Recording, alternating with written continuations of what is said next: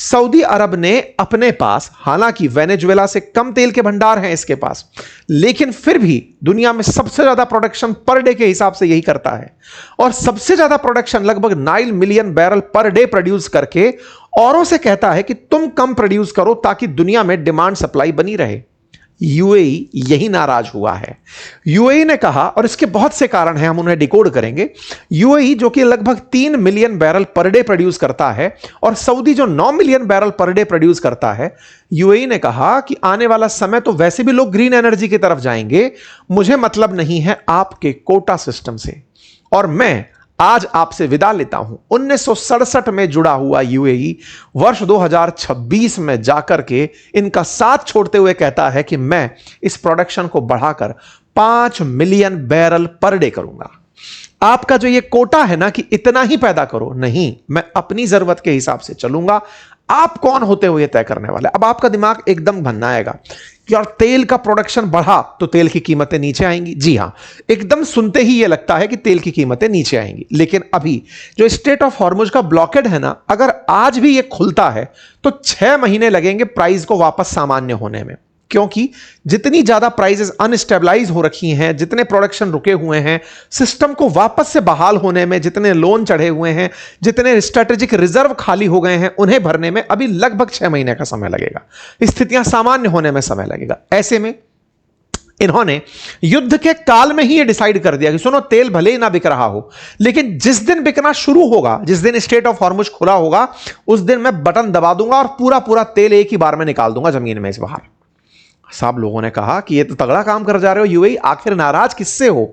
UAE Saudi से नाराज है या फिर खुद से? क्या है मतलब असल में नाराजगी किससे है? कोटा सिस्टम तो तुमको भी तेल की कीमत बढ़ाने का मौका देता है। बोले नहीं, ये ज्ञान मत दो हमें। जब कोटा है हमारा, तब भी किसी दूसरे देश ने हमारा प्रोडक्शन रोक दिया। भाई आज ईरान कंट्रोल करके 2 महीने से युद्ध के दौरान बैठा हुआ है। दुनिया में तेल होते हुए भी तेल बाहर नहीं आ रहा। जिनके पास कंट्रोल है वो भी बेच नहीं पा रहे। जिनके पास कंट्रोल है अगर वो भी नहीं बेच पा रहे तो इसका करूं क्या, फायदा क्या है? जब खुलेगा तो मैं एक साथ बेच करके भाई पैसा कमाऊंगा। इस समय हालत खराब है। आपके दिमाग में कई तरह के प्रश्न उठेंगे कि साहब अगर ये हालात हुई तो सीधा सीधा असर इन दोनों की दुश्मनी के रूप में, क्योंकि ओपेक का लीडर है सऊदी अरब, बोले ये अब इससे नाराज नहीं हो जाएगा क्या? है, ऑलरेडी यूएई से नाराजगी है। वो हमने कई बार डिस्कस किया, आज भी और डिस्कस करेंगे। और जान लीजिए, ईरान ने इस 2 महीने के युद्ध में यूएई को खूब टारगेट किया है कि बेटा तुम इजराइल के मित्र हो, लो तुम ही पिटो। इस पूरी कहानी में 95% हमले ऐसे थे जो यूएई के ऊपर हुए तो सही, लेकिन वो न्यूट्रलाइज कर दिए अमेरिकी डिफेंस सिस्टम के द्वारा या फिर इजरायली डिफेंस सिस्टम के द्वारा, या यूएई के पास सक्षमता थी। लेकिन इस पूरी कहानी में जब यूएई ने जीसीसी कंट्रीज को संयुक्त रूप से यह कहा कि देखो मेरे ऊपर इतने हमले हो रहे हैं, आप सब मिलकर के यह क्यों तय नहीं करते कि हमें ईरान को मारना है? आपको बीच में मैंने कई सेशंस ऐसे साझा किए थे जिसमें यूएई ने कहा था कि मैं ईरान को आतंकवादी देश मानता हूं, मैं उस पर हमला कर दूंगा। इन सब देशों को जब जब उसने बात करी ना, ये सारे लोग पीछे हट गए। आपको ध्यान होगा पिछले साल सऊदी और पाकिस्तान ने एक पैक्ट किया जिसमें कहा कि सऊदी पर गोला गिरेगा तो पाकिस्तान साथ आएगा और पाकिस्तान पर गिरेगा तो सऊदी साथ जाएगा। इसी पूरे पैक्ट के चलते यमन में जब हूती और हदियों का विरोध चलता रहता है तो सऊदी ने यूएई के जो संसाधन है, कहिए जहाज, ट्रक, टेम्पो टाइप की जो चीजें हैं, इनके ऊपर यमन में हमला कर दिया था। पिछले साल की बात है, हमने इस पर सेशन भी किया था कि सऊदी ने यमन में जो यूएई का इंटरफेरेंस था उस पर गोले गिरा दिए थे। इस बात को यूएई ने हालांकि तब खून किसी घूंट पी के निगल लिया था, क्योंकि वो जानता था कि सऊदी से अगर मैं युद्ध करने निकला तो मामला बहुत ज्यादा बिगड़ जाएगा, हॉस्टाइल हो जाएगा। लेकिन अंदर एक कुंठा पल गई कि तुम साथ होकर के भी हमारी इंसल्ट कर दिए। ये इंसल्ट के पीछे असल में इनकी खड़ा था पाकिस्तान, क्योंकि पाकिस्तान कहीं ना कहीं सऊदी को चढ़ा के चल रहा था कि सर आप तो कतई मत डरिए, न्यूक्लियर बम लेकर बैठा हूं मैं आपके साथ हूं, आप चिंता मत करिए। यही कारण था कि यूएई के जो प्रिंस हैं, जो मतलब किंग हैं, वो भारत की यात्रा पर आए थे। 1 दिन की यात्रा पर थे, बस आए और मिले प्रधानमंत्री से और मिलकर चले गए थे। मतलब उस समय उन्हें यह महसूस हुआ कि नहीं, हमें कोई साथ चाहिए होगा। और आप जान लीजिए, इनके अलावा एक और समूह बना जिसमें रूस नेता बनकर आया और उसने अपने साथ 10 देशों को शामिल किया, जिसे ओपेक प्लस कहते हैं। संयुक्त रूप से दोनों मिलकर एक साथ काम करते हैं। दुनिया का 20% तेल ये भी पैदा करते हैं, जिसमें रूस, Mexico, Kazakhstan Oman, Azerbaijan, Malaysia, Bahrain, Brunei, south Sudan ये शामिल हैं। ये लोग भी इसके साथ ही रहते हैं और दुनिया में कीमतों को कंट्रोल करते हैं।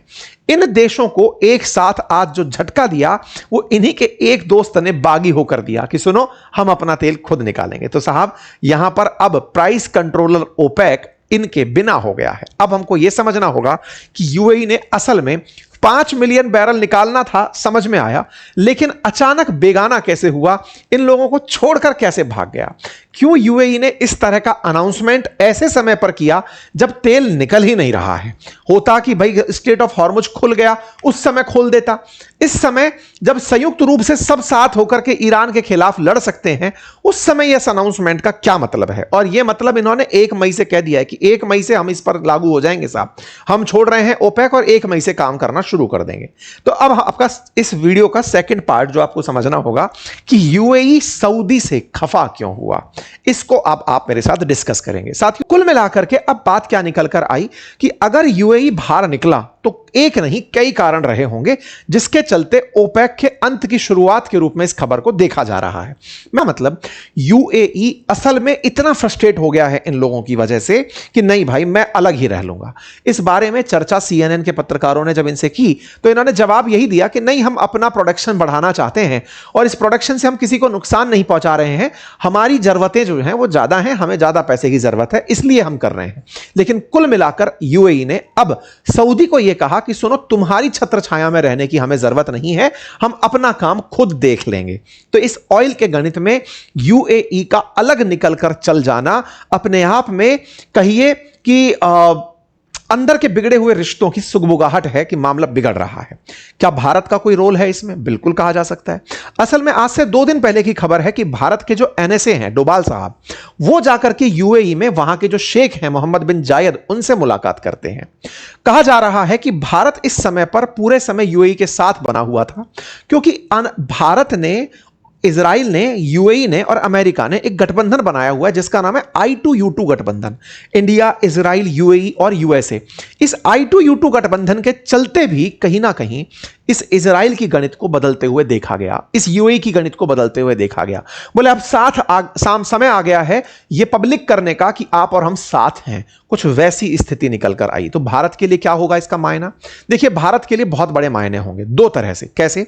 यूएई जैसे ही इस स्ट्रेट ऑफ हॉर्मुज के बाद पब्लिक के लिए ओपन होगा उस समय हो सकता है कि भारत यूएई के साथ एक ऐसा पैक्ट साइन कर ले जैसा चाइना ने ईरान के साथ किया हुआ है $400 बिलियन तेल खरीदने का। तो यूएई के साथ भारत इजराइल की मित्रता से यूज करते हुए कि सुनो भाई हम भी आपके साथ एकदम एक मुश्त, आप प्रोडक्शन करो, कह रहे हो कि भाई मैं $5 मिलियन खरीद रहा हूं, 2 मिलियन बैरल प्रतिदिन हम आप ही से खरीद लेंगे, हम तो वैसे भी 85% इंपोर्ट करते हैं, आपके लिए हम ग्राहक बनकर बैठे हैं, बढ़िया गठबंधन है, निभाते हैं और बढ़िया काम करते हैं। ऑलरेडी हम अपनी ऊर्जा आवश्यकता का लगभग 10% अभी भी यूएई से इंपोर्ट करते हैं, हम और बढ़ा देंगे। कुल मिलाकर के भारत अब उस स्थान को लेना चाहता है जो सऊदी पाकिस्तान के साथ कर रहा है। आप इसे कैसे देखते हैं जरूर बताइएगा। बाकी अगर पूरा डिटेल से एकदम बिहाइंड द सीन सारी बातें जानना चाहते हैं तो मैंने एक सेशन आपके साथ जस्ट इस वीडियो के अंत में पिन किया है, कमेंट बॉक्स में भी डाला है, जहां पर आपको एक डिटेल डिस्कशन है जिसमें पता चलेगा कि इस कहानी में असली विजेता कौन है। धन्यवाद।